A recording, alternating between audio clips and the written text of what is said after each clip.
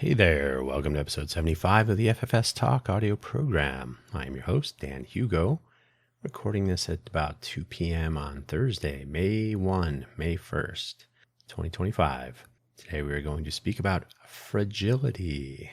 Don't drop, it will break. If you're new to the FFS Talk audio program, this is an audio essay channel. Ideally, it will eventually morph into a conversational channel about what works, what does not work, and what we might do about it. FFS is based on an expression you will often hear in Ireland, among other places. If you don't know what it means, you need to meet more Irish people. So all of the episodes have been a monologue, audio essays, not video, not yet anyway. So the idea would be we're planting some seeds. If anyone hears or sees a topic that they find interesting or that they have some thoughts and views on, then perhaps we can morph into that conversational dialogue, or maybe more than two people, who knows. So that's the idea with FFS Talk. Hopefully wherever you found this audio program, you're able to locate the episode description, wherein you shall find the show notes, a summary, and the shameless self-promotion links, which are now numbering 4. I'm going to try to come up with a better way to do this so that I'm not reading you the same 4 links all the time. But I do want to make sure people are aware that I do try to outreach. These are not links for making money, although they are coffee links. But we'll get to that in a moment. First, I'll read the summary to you. I think we all get comfortable with stuff that seems to be working. If it isn't broken, we should not try fixing it. I know there's a slightly more casual version of that, but or maybe we should just not mess with it at all. But then when things go off the rails, we learn just how fragile the thing is, or was. The links for today's episode are only the standard and shameless self-promotion quad. The thing is they're 2 and 2, essentially. So the first, no obligation to spend any money at these. So even though there is that possibility, these are not intended to be fundraising so much. buymeacoffee.com/DanHugo and buymeacoffee.com/DanHugo/posts. That's where you'll find the Buy Me an Update Monday morning, 5 minutes or less microcast. I go over the week's previous audio programs very briefly, any news, announcements, any upcoming stuff. The buymeacoffee.com/DanHugo profile page has links to all of my audio programs, various projects, affiliate links to coffee beans that I consume regularly, and of course the possibility, if you are interested, but you are absolutely not required, to support the purchase of additional coffee. Any funds that come through either of these platforms do go towards project powering coffee. The next pair, Ko-fi.com, Ko-fi.com. The hyphen is next to the 0 on your keyboard. Some people call it a dash. Ko-fi.com/DanHugo. And then Ko-fi.com/DanHugo/posts, where you will find Coffee Solo. Solo, the one person, that's me, making non-periodic posts about various topics. Nothing in particular, and they are, I think my last episode was last night. My most recent episode was last night. They are now unscripted and intended to be spontaneous and topical at the time, contemporaneously topical. How about that? So you can check that out if you like. So those are the 4 shameless self-promotion links. Now on with the show. The sooner we start, the sooner we end. First, QA. That's quality assurance. Believe it or not, I began my career in this generalized thing we refer to now as tech. In QA, quality assurance, I was a tester. For better or worse, that was often prefixed with just, as in just a tester. Oh, you're just a tester. Great. It was interesting and educational for me to take this role at the beginning of my career, so that I got to experience what that piece is and how it works, and maybe sometimes how it does not. Now, and when I say it does not, it's because often those just a tester, they're often not necessarily completely qualified. It depends on the industry. It depends on the company. Some places will hire their best and brightest to make sure their products work. Not always the case. So it was interesting and educational, though. And so I'm in hindsight, I'm glad I was just a tester for a couple of years. Kind of like the rest of my education. So now in college, we learned how to work in a laboratory environment, running experiments, collecting data, making use of the scientific method, and so on. However, QA is often not an application of a true scientific method, and it is often, at least in the consumer tech side of the world, a verification that the product or service does what it's supposed to do without destroying anything. That's always nice. How better to describe quality, perhaps? It didn't burn my house down. Samsung, you can unplug your ears now. Data loss is usually among the highest of high priority issues one might find in the case of software anyway. You don't want to have people losing files, losing their favorite pictures, their financial data and whatnot. Deleted all my files. That's never, ever going to be good. A vehicle that fails to stop and collides with people, a plane that crashes, and so on are all even worse, obviously. But believe it or not, there is usually, even always, a whole collection of types of issues that are bad, but not quite bad enough. There's even a funny little quip about it. It isn't a bug, it's a feature. Somewhere between it isn't a bug and a feature and catastrophic data loss and fatality, but somewhere in there are bugs that are to be fixed.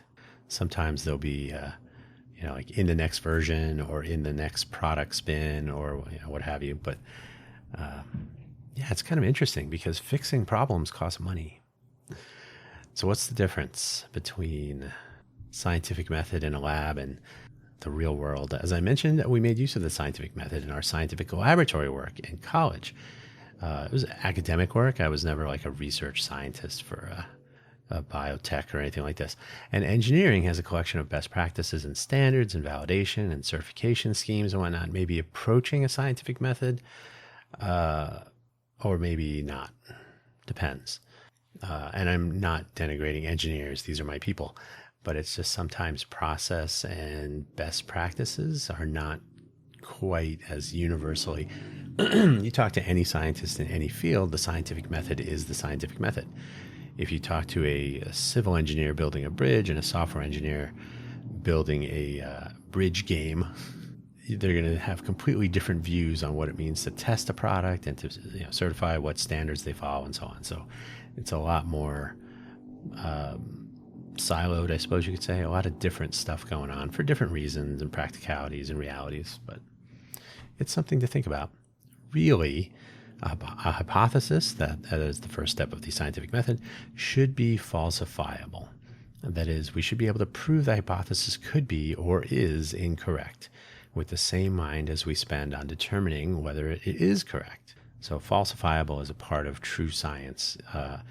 What it comes down to is your experiment should not be trying to prove that your hypothesis is correct. You should be trying to prove that it is not incorrect, if that makes sense. This is not usually the case with non-science. So an engineering project might have some ideas that align with the scientific method, but it is rare for those working on it to spend any time proving that the bridge will fall down, proving that it will fall down, or that the dam will break. Usually the effort goes into best practices, making sure these do not happen. So yeah, the bridge is not the bridge construction is not falsifiable. We're just trying to make sure it works according to the standards and practices that civil engineers follow, and we're good. We can hope that some science went into developing those standards. Maybe that's some fingers crossed. But look around, bridges are still standing, but for how much longer? Good question. There are likely arguments that some engineering is falsifiable, but it is a different methodology. It's a different mindset, and it's different motivations as far as economics.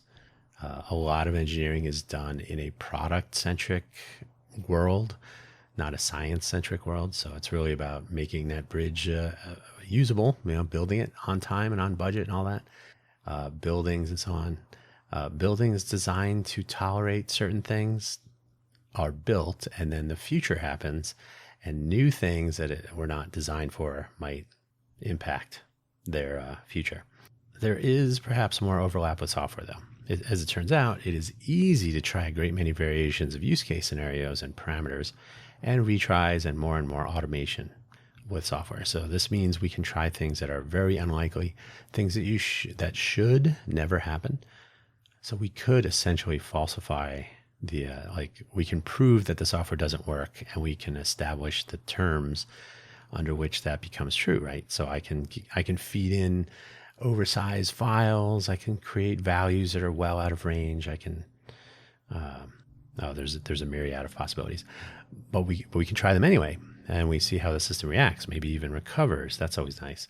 And we can do it again and maybe even a million more times. So software, the virtualization of these things, I mean just the fact that there's not physical systems, means that you can try these things and you can take something more akin to the falsification approach to testing. Like, let's prove our software product does not work. And you can do that actually most of the time. Most of the time there are failure modes that have not been accounted for, and finding them before you ship is always a good idea. So it is possible.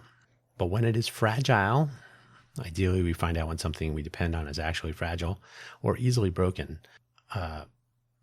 before we need to find that out, right? Hopefully we know before we need to, or before we discover it or it discovers us. Maybe the tires on your vehicle become slippery on wet roads. Maybe a circuit breaker in your house trip. Maybe the circuit breakers in your house trip when it rains. Maybe your tap water becomes turbid. That means there's particles in your drinking water, making it unsafe to drink. Maybe it becomes turbid when spillways overflow. I selected examples based on rain here because, and I mean a lot of rain here, because it may be that heavy rain is not common where you are or where the products are manufactured or designed or what have you. And so they don't, they don't experience these things regularly, if at all, prior. So you do not necessarily have a sense of what this potential fragility might bring and under what circumstances. We've never had rain like this. And then you didn't know that your circuit breakers in your home would trip and you have no lights anymore. It didn't happen how many other times? And by the way, if you ever want to read an interesting paper on that, you can start with the Feynman appendix for the Challenger report. And he talks about the momentum that you get when fragile systems have been working this whole time. So you lose sight of how fragile they are until they catastrophically fail. And then you say, oh my goodness, they were very fragile. We were on the edge of failure 100% of the time and only got lucky 99% of the time. I don't know how that would work here in Vegas, but so if you don't experience these things regularly, you presume things work and you get on with your day. So you've never tested that full limit. And again, with the Challenger example, it was a known potential problem that was never fully tested. And so it was bound to fail. And it was just a question of when. But unfortunately, the thinking was, well, it hasn't failed yet. It must be okay. Not so much. Unfortunately, we can often find out how fragile our essential systems are when we really need them at the edges of their tolerances, perhaps, since we rarely get out to those tolerances, like the maximum amount of rain, the maximum amount of heat, the maximum amount of mass, the amount, whatever it is. We may not actually know ourselves where they are, where those tolerances are, or perhaps the thing we depend on was not actually tested sufficiently at those tolerances. I have to say, I've been in workplace scenarios where this is actually stated. Like, well, we just never really tested that case because it seemed so unlikely. Either way, if the lights are off, you can't get safe potable water from your plumbing, or maybe your car is sliding down the road. You learn in real time how fragile your essential systems appear to be. But what about the really big stuff? Some fragile systems are too big to ever know for sure how those tolerances where those tolerances are. So we hope, maybe we believe with some rhetoric, some reassurance, the momentum of historical stability is presumed to be a strong indication of continued stability. And again, the Challenger example is a pretty good one. Often these big systems are so complicated that to the casual observer, that is you and me and the rest of the consumers of these important things, we have no sense of how they function or where to even begin looking for potential points of failure. So we just have to hope. Now, here in the U.S., we have had a growing, this is not going to get political, I promise, just one little section. Here in the U.S., we have had a growing bureaucracy of services and programs for all manner of things for decades. 47 presidential administrations, 119 congressional sessions, countless elections overseen per state and in counties and precincts, enabling votes on issues local, state, and national, depending on when, so they can happen at different times and at the same time, sometimes. They get to vote on issues and candidates that, well, it's been a lot. It's been a lot of them. And it varies, depending on where you are and what time of year and what issues are being addressed locally and so on. This entire system, driven by the capture of votes cast by an electorate and their final outcomes, which are probably accurate enough, then operates on a collection of norms and, oh yes, laws, and the agreement that underpins everything the U.S. Constitution. What happens when we discover how fragile all of these are? And even more critical, what happens when we discover how fragile all of these are when they are all tested to the breaking point at the same time? It's very exciting. Turn off the news, I suppose. What about our present technology trends, sprinting into the adoption of artificial intelligence? Do you understand AI? Do you use AI tools, but maybe you do not know quite how they work? Do you know how they work and you do not use them so much? Maybe I'm kind of in that boat. No, I'm not an AI researcher, but I'm certainly aware of some things that I'm looking out for. Either way, some job market changing, probably society changing decisions are forming in the world of business, even government, that may make artificial intelligence a much larger part of your life than you may have ever imagined. This is a complex system with almost no historical reference for the population on the whole. That the United States has existed for 250 years or so. AI has not. So at least in the other example I gave, there's some momentum and some history and some references and some stare decisis, if you like, stare decisis. I don't know how to pronounce that one. Precedent in the courts and in the interpretation of laws and so on. But what do those matter? Who knows? With artificial intelligence, we have a very small number of people who have been much more familiar with it for a couple of decades, maybe a few. Probably 50s, 60s, certainly Turing in the 40s, maybe before that. But we're only just beginning to get the full brunt of the possibilities and the good ones and the bad ones. Who knows? But without a lot of momentum, not a lot of people know what's going on outside of some fictional stories and books and movies and TV series on what might be, and they're usually not overly optimistic. That's, good times are rarely popular. We want drama and death and destruction and a hero, except for Star Trek, where technology is generally good and it's the people that are a pain, usually. How will these systems be tested? By cars and airplanes operated by AI, perhaps? Will we just find out when things start crashing into each other, whatever they are? But maybe we'll be tested by medical systems operated by AI. How will we know how fragile they are? Did I say medical? Did I say another one? I thought I had another example. Anyway, how will we know how fragile they really are, though? Perhaps we shall find out the hard way. That's going to be fun.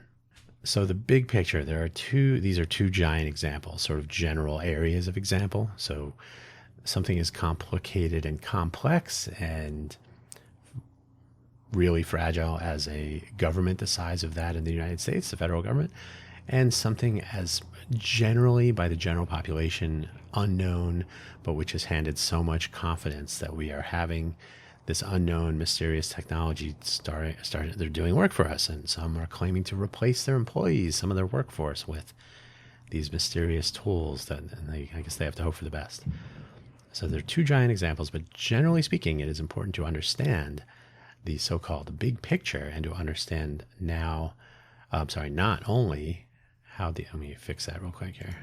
Not only how these big, complicated, and complex systems function, maybe down to communities, physical and virtual, so they may just impact people around you directly, not the whole entire country or world, but also where you appear in that big picture. These could be anything near or far, where you're personally identifying information, your passwords and passkeys, your financial information, your health information, are stored. All these things are stored somewhere. They're maybe used by people that you don't even know. They're transferred to some other people that you don't even know, and maybe even sold to people that you didn't really want your stuff sold to. And more and more often, stolen. Not to mention your ongoing conversations or other things you had no idea you were exposing for compromise. The systems you use and the systems you rely on, we're talking your WhatsApp and your phone, your cell phone, or your other, email, what else? File sharing services, social networks, obviously. Yeah, the list is long and getting longer and bigger and weirder. The systems you use and the systems you rely on and probably trust may or may not be fragile. I have bad news for you. They're probably fragile. And those responsible for them may or may not have any idea just how fragile their own systems are. I got more bad news for you, but I'll tell you later in another episode. Too much weirdness here. Remember that QA stuff at the beginning of the episode. Remember I told you I just scratched the surface, but there are people that focus on making sure stuff works the way it's supposed to. Not that it's not fragile, but that it works the way it's supposed to. Managing these various essential systems requires ongoing testing and verification, doubly true when there is an upgrade or a change in procedures or emergency security patch or anything like this. And these are even more complicated with physical systems. Software is actually relatively easy compared to, say, addressing roads and bridges and movement of water, or even things like cars and planes and so on. If there's ever a recall, that's a lot of physicality to deal with and to manage. Software patches at this point are applied almost without your permission. Oh no, it's an upgrade. It's good for you. I promise. But at least you can hope that someone tested it prior. And if you're a user of Android phones, for example, you know that that's not really true anymore. The challenge, of course, is to somehow be aware of which complex and complicated systems you depend upon. Try to find out how fragile they are or how robust their testing and oversight efforts actually are. And always be aware of how much risk you are bearing on top of everything else you have to deal with, because you got plenty of free time, right? But the solutions, unfortunately, are few. Aside from maintaining your own level of awareness and even vigilance in a myriad of areas where transparency may not be on their feature list, probably at all. That is, you can try to keep track of these things, but they're not going to help you, whoever they are. The options for improving this situation are few. Well, you can remove yourself from the grid, so to speak, and live out in the wilderness away from all of these things. It's not so unappealing, actually, but that's a drastic step. Anything open source is probably leaning a bit more toward transparency, obviously, from the visibility afforded. Let me fix that real quick. Who does this typing? It's crazy. Do they even read it while they're typing it? Whoever they are. Visibility afforded from publishing source code, designs, documentation, and so on. So not everything open source has to be software. Could be other things. I could release an open source cookie recipe. I can release an open source kitchen design. I can release a lot of things that you are free to examine and inspect. And then if the licensing is appropriate, you can use it yourself as well. Maybe for free. Who knows? So maybe you can use these open source things. So this is a part of that bigger picture. If some entity, company, government, whatever, makes use of open source anything, but also uses closed source or basically non-transparent systems, you're back to square one. Like, they use open source software, but it's hidden behind not open source or not generally accessible, whatever. So it doesn't really matter. You still don't know how things work, and you have no idea if they're fragile. It's probably better to assume things are fragile. Another typo. I'm going to fire this guy. I'll see him in the mirror later. We will never really know how things work and then how fragile they are as we rely on. Will we ever know this at all? No. There's just simply too many things to understand, and understanding fragility, understanding vulnerabilities to attacks or to something as normal as weather, maximal weather conditions, or the interactions of multiple systems. It's almost like trying to track drug interactions, pharmaceutical. If you're on two different medications, they kind of have to know if combining them will cause you injury or worse. So keeping track of that is exciting. And so there's a certain amount of fragility in being a part of any sort of medical treatment, any medical therapies, where you may encounter a previously untested or unknown drug interaction. So you have to be wary all the time. Don't just believe what they tell you and pop the pills in your mouth. I don't mean to diminish that, but how often do people really check drug interactions and side effects and so on, and then keep track of those things over time so they can give a detailed report to their treating physician?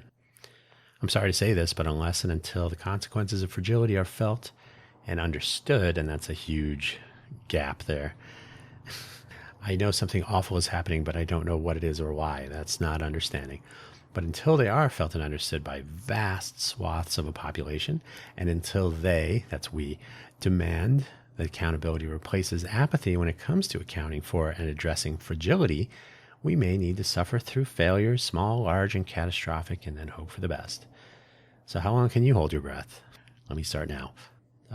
So thanks as always for listening, and I will remind you once again at the end of the episode that all of these episodes, all 75 now, are seeds planted for topics of future conversation. If you have come across an audio episode or two, or even all of them, that you find interesting, if you have a thought or opinion that you'd like to share, debate, the purpose of such dialogues would be constructive outcomes. There is no winning a debate necessarily. It's not about victory. It's about advancing understanding towards a solution that would work if there is a need for one.